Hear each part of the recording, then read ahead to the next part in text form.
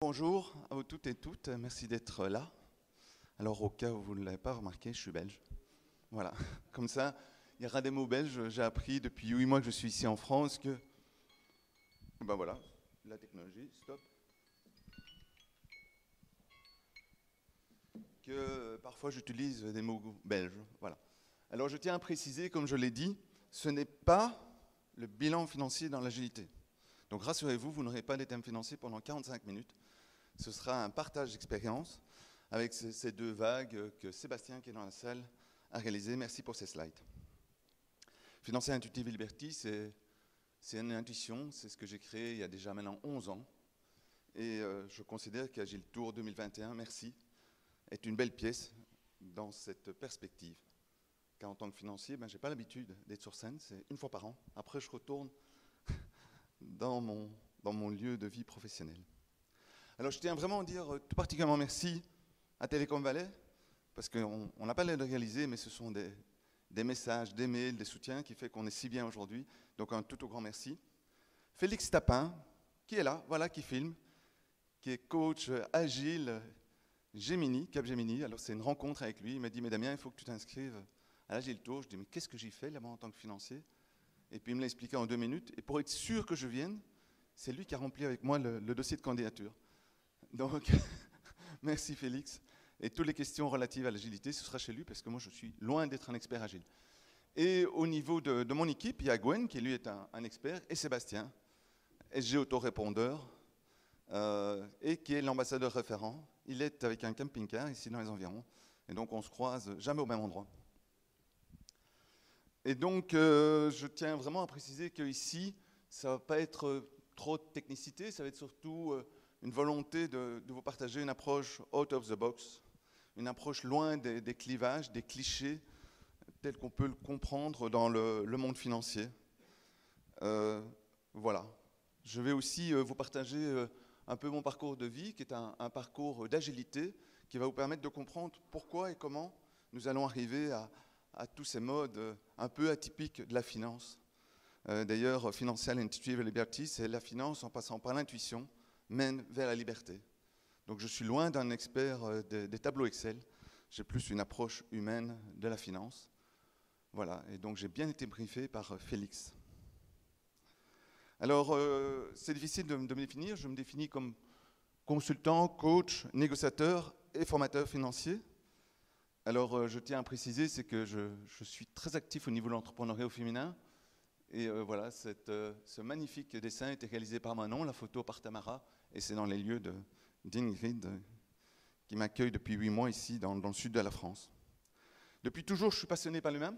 Alors TFE, pour vous, ça ne veut peut-être pas dire grand-chose, mais en Belgique, c'est le travail de fin d'humanité, c'est le travail de bac, pour avoir son bac. Alors mes copains montaient des montées mobilettes, ben moi je montais des montées de holding. Chacun avait ses passions. Et en même temps, j'avais cette passion pour le scoutisme, pour le guidisme, où j'avais des responsabilités. Et donc, depuis toujours, j'ai eu cette passion pour l'humain et la finance et l'humain. Et au travers de ça, j'ai découvert que c'était l'économie monastique qui était le plus beau lieu de rendez-vous entre les deux, avec une monographie sur la gestion des ressources humaines vue par Saint-Benoît, où j'ai expliqué que la règle de Saint-Benoît pouvait être appliquée dans l'économie de marché. Sur simple demande, je peux vous l'envoyer. Et puis, un mémoire en stratégie marketing, sur toujours cette économie monastique et la bière d'Orval en particulier. Ceux qui aiment les bières belges s'y reconnaîtront.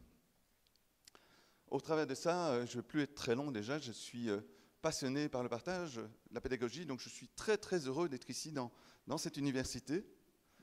Alors, CHS, c'est le Centre des handicapés sensoriels. J'ai eu le bonheur de participer à aider les étudiants en enseignement supérieur qui sont sourds et malentendants pour leur expliquer le monde, les concepts financiers complexes d'enseignement supérieur.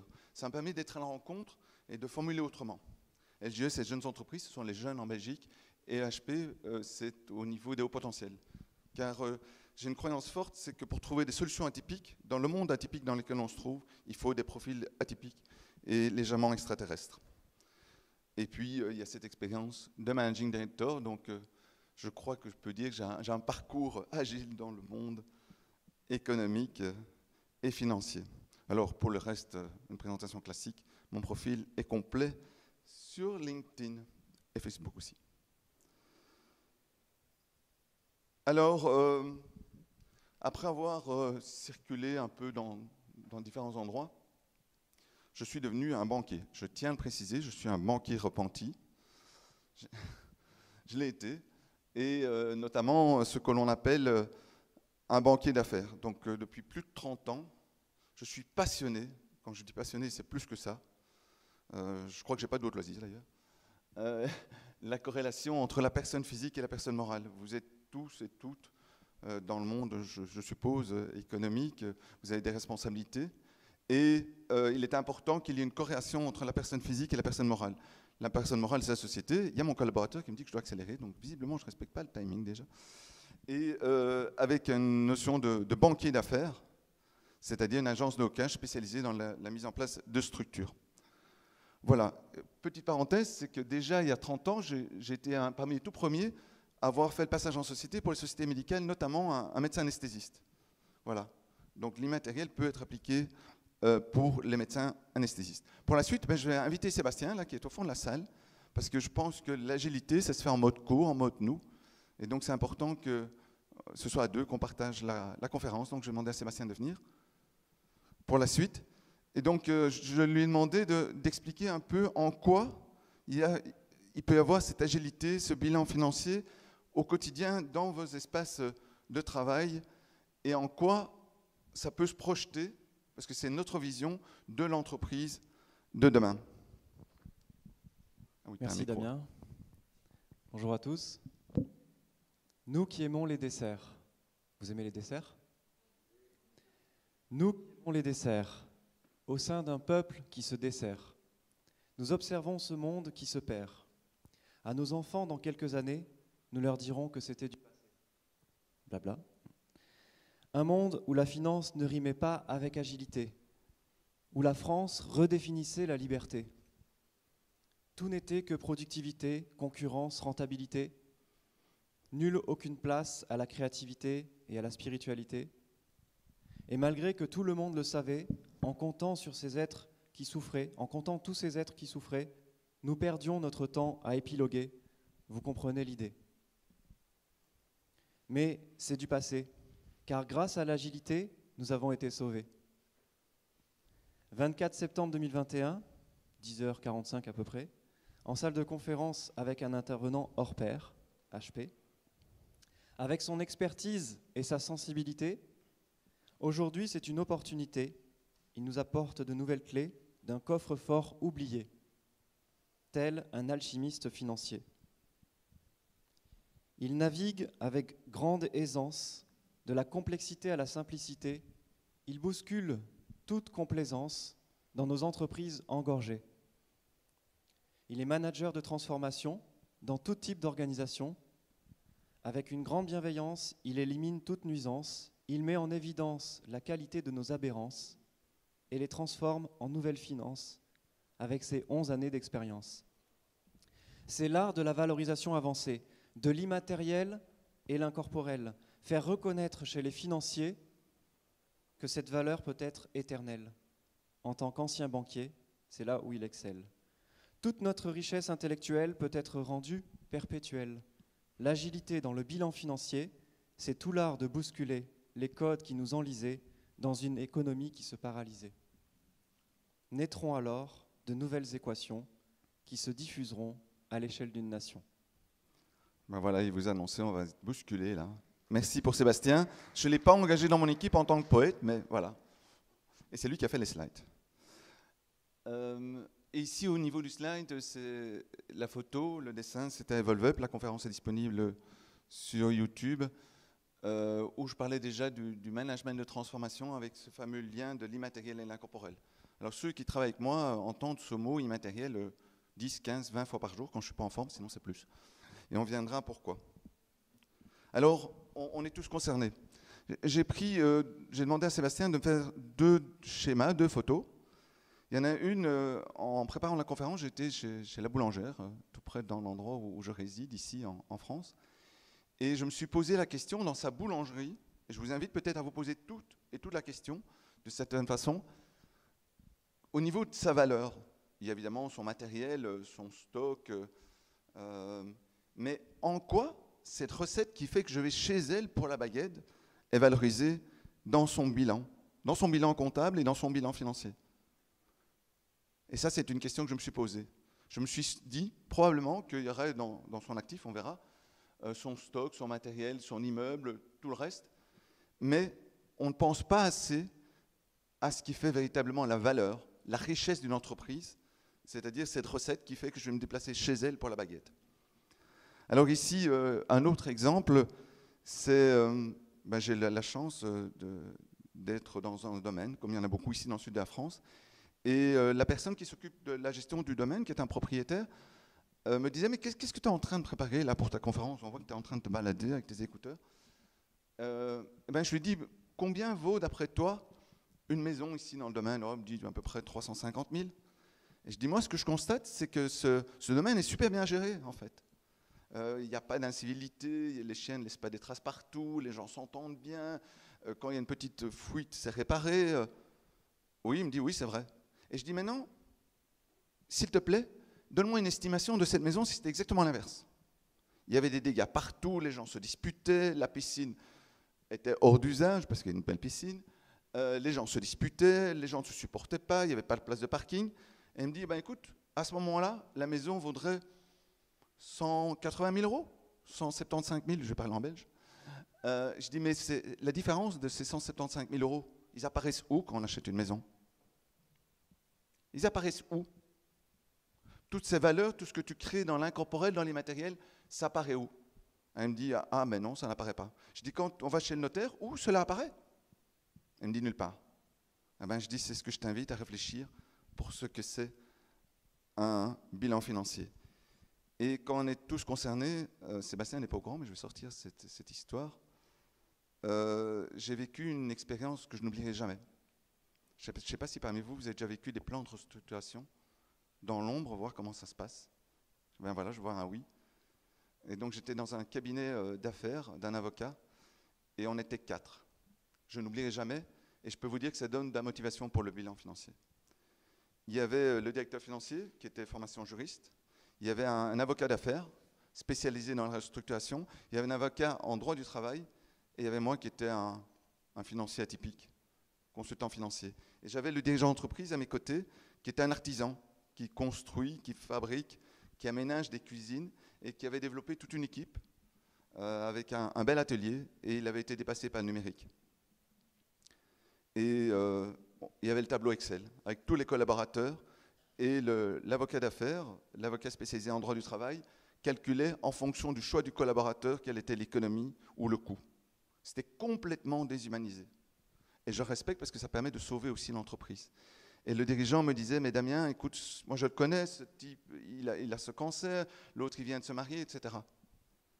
Et là j'ai compris à ce moment-là l'importance de ce bilan financier, à quel point il est essentiel de mettre l'humain et d'avoir l'immatériel, l'incorporel, les relations humaines au centre de la valeur. Parce que si on avait fait une approche purement technique, purement juridique, purement financière, l'entreprise n'aurait pas pu continuer. Parce qu'on aurait vu en termes de coûts, alors qu'ici, on peut voir en termes d'investissement et de capital humain. Alors, on est tous et toutes concernés par ce questionnement de l'agilité et du bilan financier. Et je vois ici une personne est concernée, peut-être qu'elle a vécu ça, mais en tout cas, quand on est sur le terrain dans ce genre d'expérience, on le voit. Alors, par rapport à cette conférence et à cette journée même, ce qui peut être proposé aussi, pour pouvoir se connecter à là où on veut aller, puisque dans toute entreprise, on a besoin aussi d'un cap, c'est de poser l'intention qui est la vôtre pour cette session et aussi au-delà pour cette journée. Qu'est-ce que vous venez chercher? Est-ce que pour certains d'entre vous, ça peut être voir comment c'est possible et démontrer que l'agilité peut être rentable dans une entreprise? Pour d'autres, ça peut être voir le lien entre l'équipe financière et l'équipe agile et comment elles peuvent fonctionner en synchronicité. Quelles sont vos intentions? On peut les noter. Ça peut être intéressant de se donner un point de repère d'ici la fin de journée. Alors je vais accélérer parce que je vois qu'on a déjà un peu de retard. Alors maintenant, c'est l'aspect un peu technique. Comment on va arriver au bilan financier? On va partir d'un bilan comptable.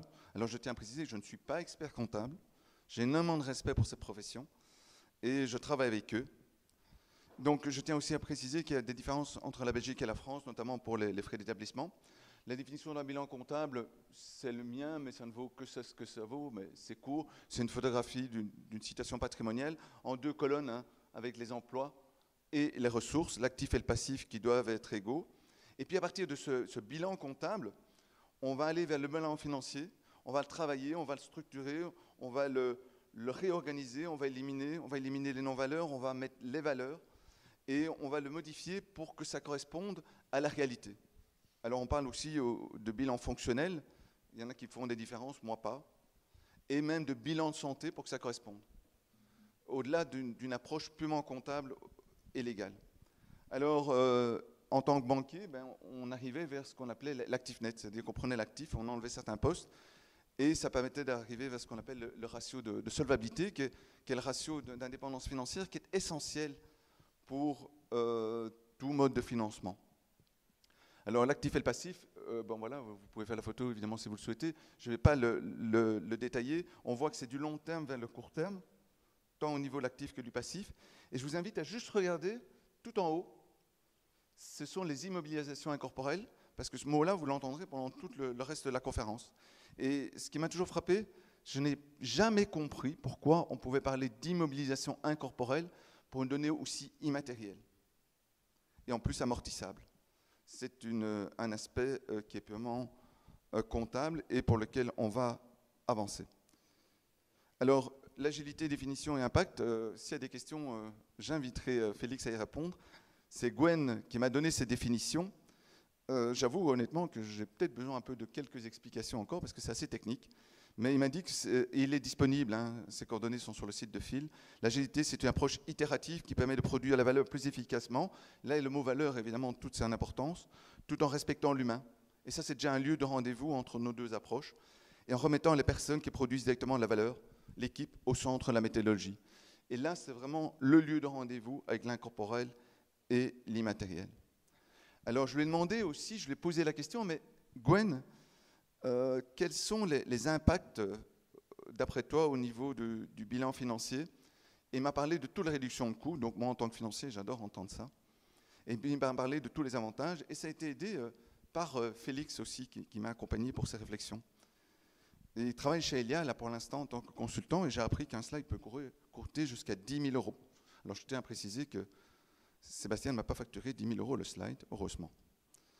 Alors, oula, c'est l'inverse. Il est aussi essentiel, et on le verra, que la communication et le marketing sont aussi plus précis, et il a utilisé un ratio, donc moi j'aime bien évidemment le ratio, efficacité en matière et coût. Et donc, on voit ici déjà un début de lien entre ces deux mondes qui ne se rencontrent pas.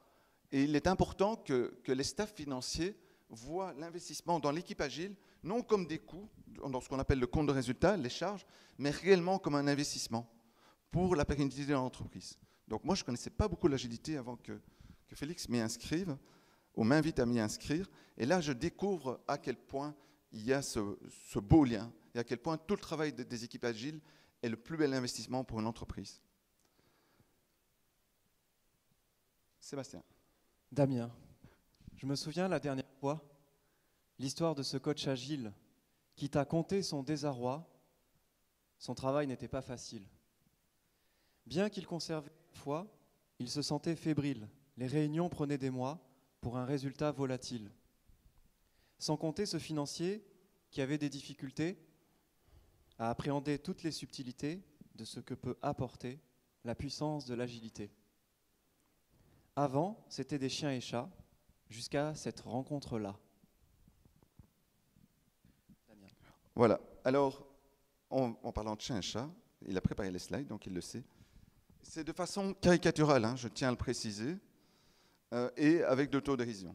Donc en fait, j'ai pris l'ensemble des caractéristiques du monde agile que j'ai découvert, et je l'ai vu en col financier, c'était juste l'inverse. Donc voilà. Alors, je tiens à le préciser, c'est que je me mets là-dedans, hein, parce que en tant que banquier, je crois que je peux remplir à peu près toutes les cases. L'aversion par rapport au risque, eh bien oui, je reconnais. Et à l'époque où j'étais spécialiste en matière de crédit, parfois je posais la question, je disais, et si vous preniez le risque de refuser le crédit au comité de crédit? Est-ce que vous voulez l'analyse crédit qui va dire non au dossier de l'entreprise qui va être connu au niveau mondial? Du coup, il y a certains analystes qui ont hésité, avec l'importance des coûts, plutôt que par rapport aux investissements, la temporalité, les dates clés, les déclarations TVA, les déclarations en personnes physiques, en société, la rigidité. J'ai énormément d'admiration pour les experts comptables, les fiscalistes et les notaires, parce qu'ils ont des règles absolument incroyables à devoir gérer, et avec peu de droit à l'erreur, parce que les conséquences peuvent être terribles pour eux. Accès-bénéfice, ROI, par ROI, Return on Investment.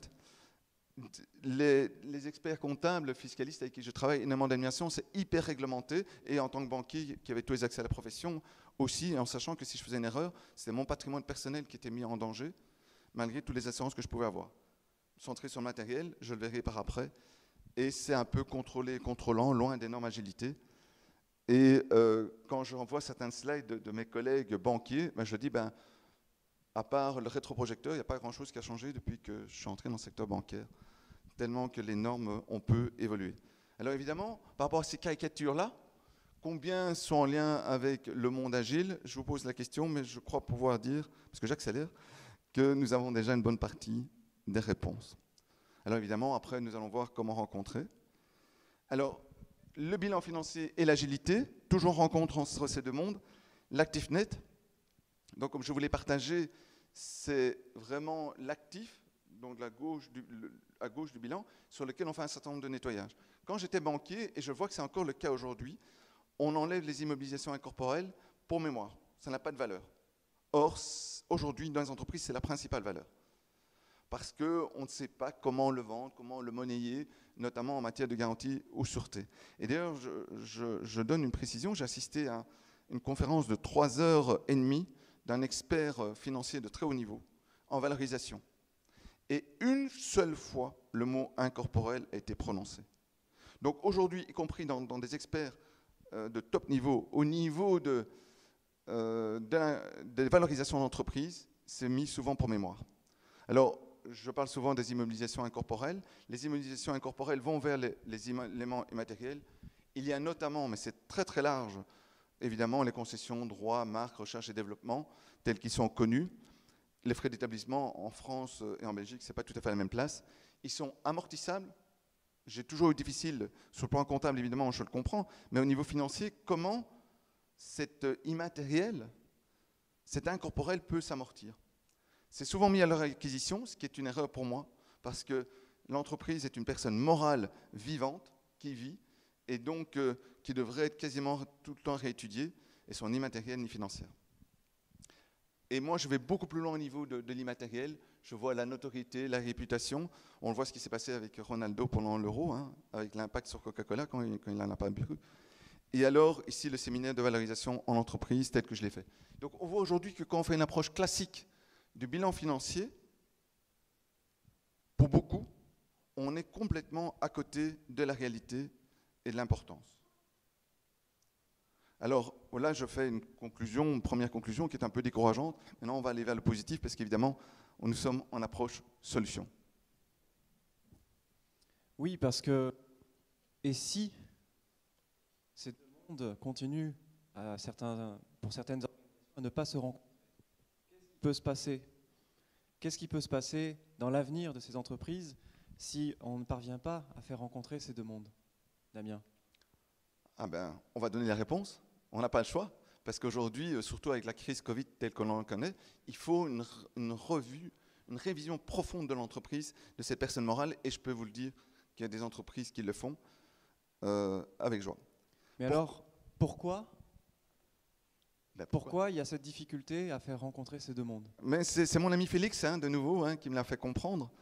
Que ce sont deux mondes qui sont difficiles à se rencontrer, avec des logiques qui peuvent paraître inconciliables, et pourtant qui peuvent se rencontrer au niveau des valeurs et de la valeur. Et il faut un rôle de ou des directeurs d'entreprise essentiels, qui vont faire cette communication et ce lien. Du coup, la question clé, Damien, que je te pose, c'est comment réunir les deux? Réponse au prochain slide. Alors, au niveau agilité. Ça, c'est un de mes dadas, hein, c'est les profils au potentiel atypiques, hors normes, extraterrestres. C'est vraiment avoir créé, imaginé, développé des cellules où les profils atypiques au potentiel puissent pleinement se développer. J'ai vu des entreprises où il y a des cellules qui sont créées, qui sont imaginées avec une sorte de multipotentialité et en lien avec la direction générale. Alors je sais que ça fait peur ces profils en entreprise parce qu'ils peuvent mettre une sacrée pagaille, mais quand il y a une bonne connexion, ils sont vraiment au top. Et donc j'invite vraiment à se poser la question. L'approche cellule, au début, ben non, on devait changer. L'approche cellule, on m'a dit qu'on n'utilise pas le mot cellule, on doit utiliser le mot produit et service. Et Félix m'a dit, toutes les directions vont aller dans la même direction, dans le même sens, et je dis pour la direction, pour le team management. Et avec une juste place reconnue du staff financier. Trop souvent, j'entends, c'est mon comptable, c'est mon fiscaliste, c'est mon directeur financier qui a dit que. Mais non, il a une place comme tous les départements, et certaines entreprises le font. Et avec une juste corrélation des valeurs du dirigeant et de sa société. Trop souvent, j'entends des dirigeants d'entreprise qui me disent « Mais tu sais, quand tu me lis mon bilan financier ou mon bilan comptable, ben je ne me reconnais plus dans mon entreprise. J'ai plus envie. Ce n'est plus moi. Ce n'est pas ce que j'ai voulu insuffler. Et parfois, je voudrais prendre des risques. Je voudrais imaginer autrement. Je voudrais même payer un peu plus d'impôts, mais que ce soit pleinement en corrélation avec la lecture de mon bilan comptable, avec ce que je réalise. » Alors voilà, au niveau du bilan financier, il faut aussi un cap vers l'immatériel, c'est-à-dire la juste place et la valorisation de l'immatériel. Alors ici, je vous donne des chiffres, pour moi ils sont largement sous-estimés, c'est basé sur la Banque mondiale et le Forbes, qui dit que les actifs immatériels représentent à peu près 60% de la valeur des entreprises et 80% au niveau du numérique. Quand j'étudie des bilans et des comptes de résultats des entreprises, je vous invite aux entreprises que vous connaissez à les voir. Combien d'entreprises ont dans leur bilan cette valorisation? C'est extrêmement rare, sauf en cas de cession ou en cas de reprise ou en cas de restructuration. Mais je pense qu'il doit y avoir à tout moment ce questionnement. Parce que si on le voit, automatiquement, on va contribuer à ce que l'humain et tout le travail autour de l'humain, de l'immatériel, soit valorisé. Et évidemment, la richesse d'entreprise dépasse largement l'ensemble des actifs. On le voit notamment lors de rentrée en bourse. Le capital humain. Le capital humain, je pourrais parler 2 heures rien que sur le sujet, tellement qu'il me passionne. C'est l'ensemble des compétences, des dons, un peu ce qui se trouve dans notre cerveau. Et certains considèrent même qu'au niveau du bilan financier, il doit être mis à l'actif et au passif aussi, sous forme de dette vis-à-vis de ses collaborateurs. Et je l'ai vécu, parce que dans une entreprise, quand le directeur commercial est parti, il a dit, ben voilà, moi j'ai mis à disposition tout cela et je veux le récupérer et je refuse que vous l'utilisiez sauf si vous l'achetez. Donc quand on arrive très loin, on peut arriver dans ce type de raisonnement. Et alors, il est important aussi de revoir en profondeur, d'aller découvrir, et j'ai le bonheur de le faire de temps en temps, d'aller chercher les richesses de l'entreprise et aller découvrir toutes ces potentialités au niveau de l'incorporel matériel qui est souvent inconnu. Et donc retravailler en profondeur le bilan financier, avec des temporalités, c'est-à-dire à plusieurs moments, et avec de la souplesse. Alors, il y a lieu aussi de se poser la question, mais quel est alors ce lieu de rendez-vous, en fait, entre l'agilité et le bilan financier? Eh bien, quand on le fait les deux, on peut constater que ça peut entraîner une évolution en profondeur, durable, humain, avec des alignements et qui permet d'éviter les autosabotages. Alors oui, j'aborde le sujet, car il m'est arrivé dans les entreprises de constater que quand il y a des réalisations en cours, dans certaines équipes, dont l'équipe financière, ce n'est pas très agréable, il peut y avoir des autosabotages par rapport à cette résistance au changement. Concrètement, j'ai déjà vu notamment un plan financier qui avait été faussé, des chiffres qui sont remis trop tard, des chiffres qui sont remis inadéquats. Et au nom de l'aura un peu de ce staff financier, on se permet un peu parfois de tout et n'importe quoi. Et donc, il est juste d'avoir une juste place avec les intervenants financiers, internes comme externes. Parce que parfois, la comptabilité est externalisée. Et là, c'est l'essentiel. c'est qu'il faut vraiment qu'il y ait une connexion, une approche globale avec des individus motivés qui sont en contact avec le staff financier, et le staff financier avec l'agilité, sous le pilotage de la direction générale, et qui va voir le lien, qui va faire du liant. On me dit souvent que je suis une sorte de courroie de distribution et que je mets de l'huile, et de voir dans l'ensemble des mots qui sont juste magnifiques, et je pense communs à l'agilité et au staff financier, c'est la valeur de l'entreprise. Quelle est sa réelle valeur? Et là, je pense que ça peut être un magnifique lieu de rendez-vous. Et quelles sont les valeurs? Les valeurs, évidemment, peuvent être vues sur le plan financier comme de l'agilité. Alors, il faut voir une évolution durable, parce qu'une personne morale, j'accompagne les entreprises depuis l'intuition jusqu'à la liquidation. Et donc, à tout moment, cette évolution, quand on est en profondeur, qu'il y a cette corrélation personne physique, personne morale, eh bien, on peut voir qu'avec cette agilité, et qu'on le mette de l'agilité dans le bilan, dans les chiffres financiers, eh bien, on voit que c'est une équipe, c'est une structure qui fonctionne presque toute seule. Parce que les personnes se reconnaissent. Quand j'ai invité un jour un geek qui était normalement dans sa cave avec son ordinateur, un génie, je lui ai dit, j'ai besoin de toi parce que j'ai une négociation très importante avec des investisseurs, je souhaite que tu viennes, tu m'expliques ce que tu fais et l'importance. Il n'en revenait pas. C'était la première fois qu'il était invité. Eh bien, quand on le met et que des personnes, je peux dire un collaborateur ou un membre du staff, tu sais, ce que tu as réalisé là, sur le terrain, au niveau technologique ou autre, eh bien, ça se trouve là, dans la situation financière de l'entreprise. Là, ce poste-là, c'est un beau chiffre, eh bien, tu y as contribué. Eh bien, à ce moment-là, l'entreprise devient pérenne. C'est ma croyance, c'est ma certitude, c'est ma passion depuis plus de 20 ans. Et donc, ça devient une communication globale avec l'équipe marketing. Et je raconte de nouveau une anecdote. Un jour, il y avait vraiment un rapport financier extrêmement important. Et normalement, c'est le staff financier qui le fait. Et ici, j'ai demandé à l'équipe marketing de le faire. J'ai dit, avec les talents, la communication marketing de l'entreprise, je voudrais que tu la mettes en valeur, en expression, par rapport aux chiffres que j'ai mis. Et on a travaillé ensemble. Et c'était juste magnifique. Parce que comme ça, le dirigeant d'entreprise qui voit la communication, le marketing, que ce soit au niveau de la marketing classique ou au niveau des chiffres, quel que soit l'angle de vue, financier, marque ou autre, on arrive toujours au même lieu de rendez-vous, comme un corps humain. Voilà. Et donc c'est essentiel. Alors évidemment, ça c'est la phrase clé, avec évidemment l'immatériel comme lieu de rendez-vous. Donc l'immatériel, au-delà des immobilisations incorporelles, l'immatériel dans le sens noble du terme, c'est l'image de marque. Je dis toujours que si un collaborateur, une collaboratrice, un dirigeant, après sa journée, se reconnaît, y compris dans la communication financière, eh bien, ça va être nos meilleurs ambassadeurs le soir à la maison. Il va en parler. La preuve en est, c'est que j'ai un ambassadeur ici à mes côtés qui entend ça toute la journée. Et donc l'immatériel, l'incorporel, et je vais même faire aller au-delà, c'est même le lien avec l'invisible.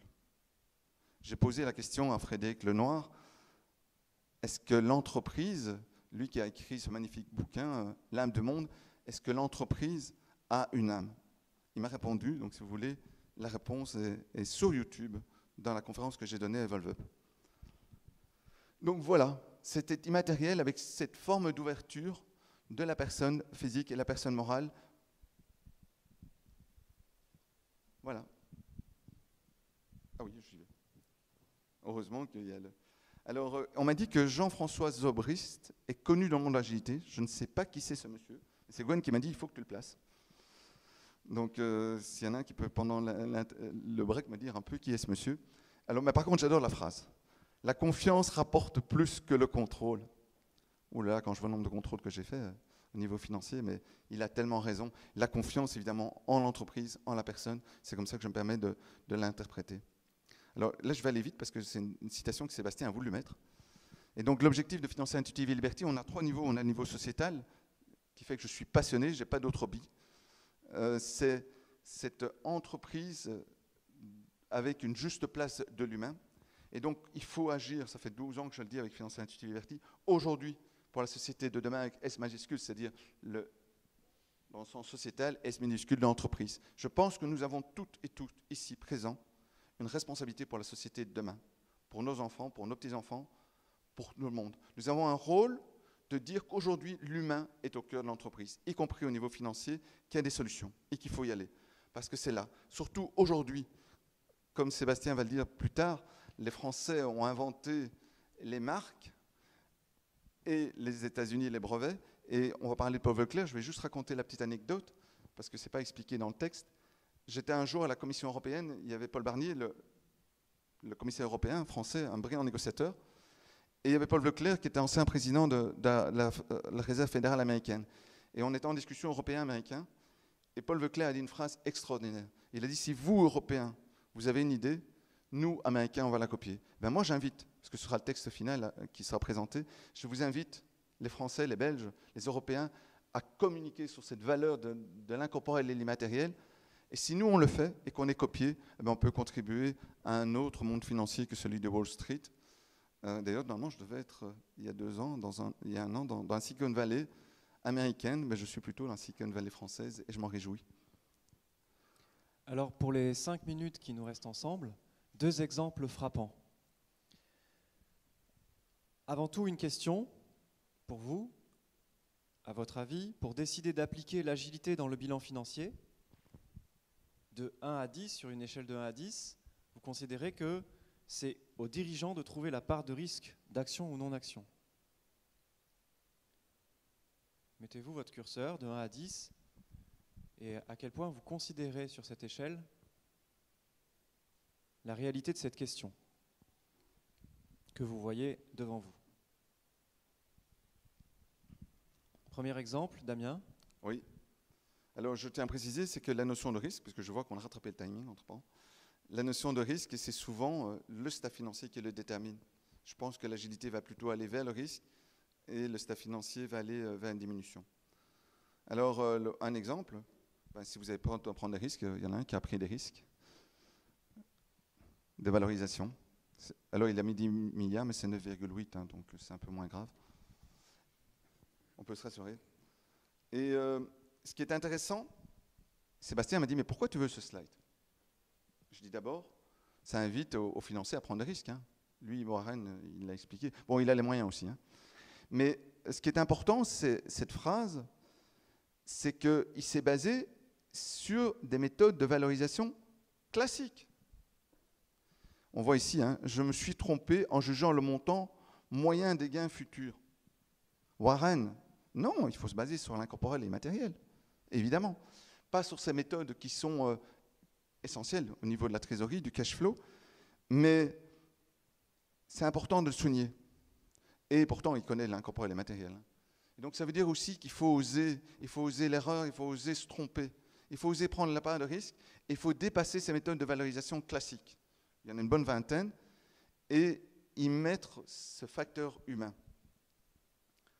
Alors, on m'a dit que je devais mettre des chiffres, donc il y en a encore un qui va suivre. Voilà. 88% des Français, et je pense que les Belges sont équivalents, considèrent que l'entreprise peut faire du profit tout en favorisant l'intérêt général.